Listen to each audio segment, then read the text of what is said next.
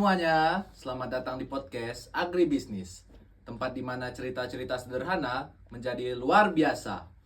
Baik, teman-teman, sebelum kita masuk ke podcast ini, aku mau perkenalan dulu nih. Perkenalkan, nama aku Hamim Maulana dari program studi Agribisnis dengan NIM D1B023228.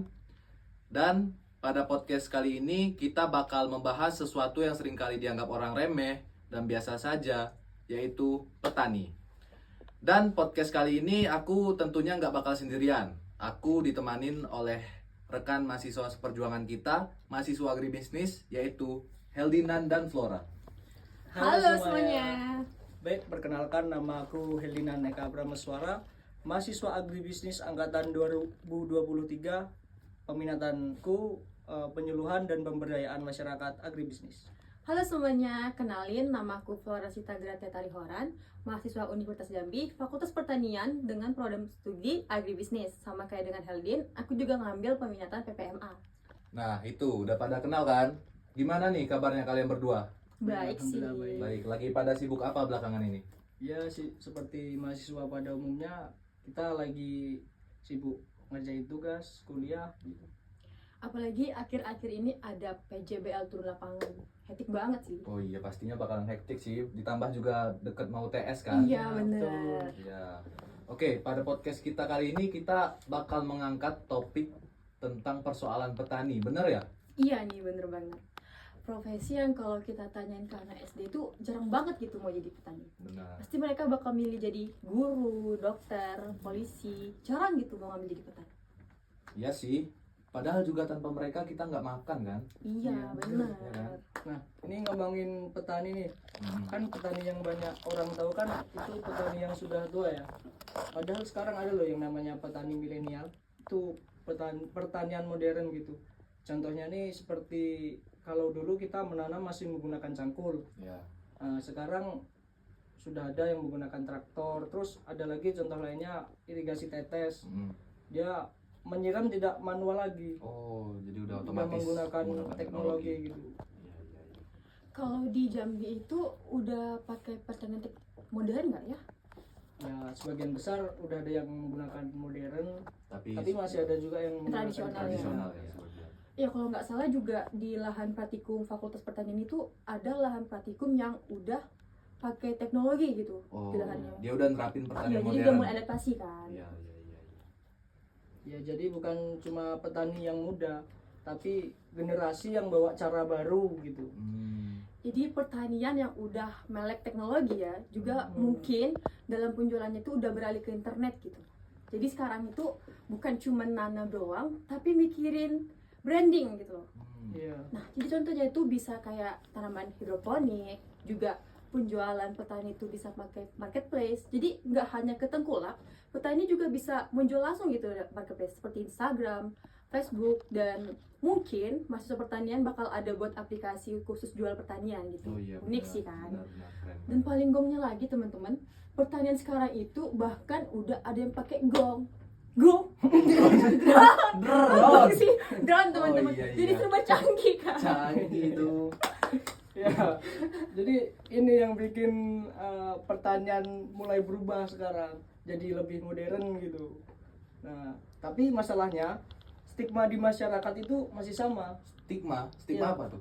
Ya, stigma kalau petani itu capek, kotor, dan nggak menjanjikan masa depan gitu.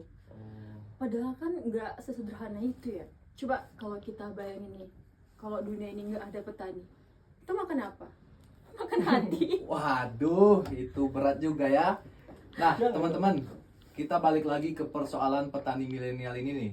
Ada nggak sih contoh kasus nyata dari petani milenial ini? Ada nih. Coba kita bertiga bayangin nih. Ada satu pemuda yang tinggal di luar negeri, Ya. hidupnya tuh sudah enak, gajinya tuh sudah banyak. Kita pasti bakal mikir nggak sih kalau jadi dia ya ngapain lagi gitu loh balik ke Indonesia. Tapi enggak teman-teman, dia malah pilih balik ke Indonesia dan milih jadi petani. Serius? Iya benar, jadi namanya itu Adi Latif Masyudi. Lahir pada tanggal 25 April 1997. Jadi long story shortnya ini, si Adi ini dari kecil itu udah lekat banget gitu dengan pertanian. Karena kedua orang tuanya jadi petani. Nah, Tapi si Adi ini nggak langsung pengen jadi petani gitu teman-teman. Malah kalau nggak salah dia itu pergi ke Korea, kerja di pabrik LG Elektronik, dan kalau nggak salah gajinya itu 10 sampai 20 juta per bulan. Banyak nggak sih? Wah, banyak banget Iya. gaji segitu ya. Iya, kalau orang sudah mikir gaji dengan segitu tuh udah hidup mewah ya, lebih Iya. dari PNS Udah- kalau nggak udah- salah ya. Iya. Udah merdeka itu. Kalau aku di posisi Adi udah betah banget gitu. Iya kan? Nih, teman-teman, bayangin ya. Orang lain pada keluar negeri buat cari kehidupan yang lebih baik kan. Dia malah balik ke desa. Nah, kalau aku pulang dari Korea, bawa opo-opo Korea kali ya. Tapi Adi tuh nggak berhenti sampai di situ aja teman-teman. Jadi ceritanya nih, si Adi ini kan sambil bekerja, dia juga berkuliah. Kalau nggak salah dia tuh kuliah di manajemen bisnis. Prodi yang cocok banget kan tuh kerja kantoran kan. Nah, udah mendukung. Juga kalau nggak salah dia tuh dapat beasiswa dari pemerintah. Dan IPK-nya itu lumayan tinggi teman-teman, 3,65. Nah, jadi dari cerita si Adi ini, setelah lulus itu dia pergi ke Korea kerja, kemudian balik lagi ke desa untuk beli jadi petani. Jadi petani. Iya bener. Waduh, padahal juga enakan di sana ya. Iya kan, kayak serba enak tuh, kayak ngapain gitu ke Indonesia balik lagi ke desa. Tapi ada maksud nggak sih di balik pilihan dia itu? Ada. Ya, aku juga pernah baca-baca nih, si Adi ini dengan modal 700 juta dari hasil kerjanya, dia itu membangun sebuah greenhouse seluas 2000 meter persegi, dan ia beri nama Gilly Smart Farming Ecosystem, kalau nggak salah itu namanya. Geli Smart Farming Ecosystem. Iya. Dan yang bikin menarik itu di dalamnya itu ada hidroponik melon, peternakan, sama perikanan. Nah, dan bahkan dibuka sebagai wisata petik buah. Gitu. Berarti bukan cuma pertanian biasa aja ya? Iya. Berarti Cuma bukan beli aja gitu maksudnya, tapi sekalian jalan-jalan juga. unik sih, berarti kayak Iya kan? sistem apa ya kalau dibilang Integrated integrated farming. Iya bener. Iya. Ya bisa dibilang datang buat healing, pulangnya buat sayur. Nah, iya gitu. Enak sih, jadi nggak cuma Sekalian. jalan-jalan doang gitu. Nah, sekalian gitu. Dari usahanya itu kan si Adi ini menjadi ketua pertanian milenial di Blora, dan bahkan dinobatkan sebagai duta pertanian muda di 2025 kemarin. Bentar. Jadi duta? Iya. Wih, keren sih itu. Keren Gokil kan? sih. Iya.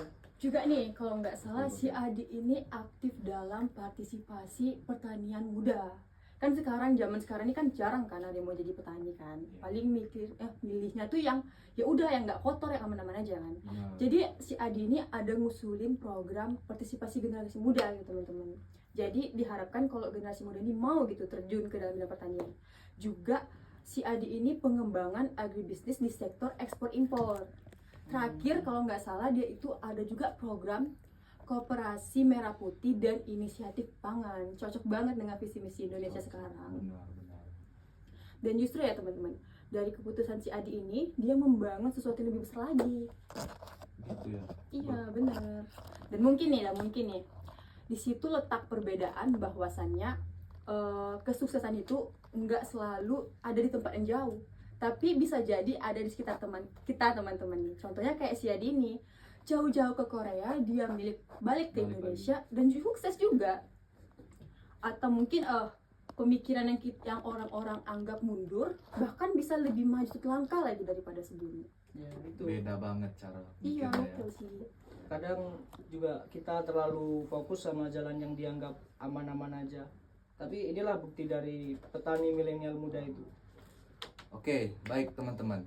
Jadi setelah dengar cerita ini, mungkin kita bisa mulai lihat petani bukan lagi sebagai pilihan terakhir, tetapi Sebagai peluang yang besar di masa depan. nah, teman-teman semuanya, terima kasih sudah mendengarkan podcast kita ya. Semoga cerita ini bisa membuka perspektif kalian di sektor pertanian, dan juga siapa tahu next success story itu datang dari kamu dan juga dari kita yang berani pilih jalan beda. Aku Hamim, Aku Flora. Aku Weldinan. pamit undur diri. See you next time. See you.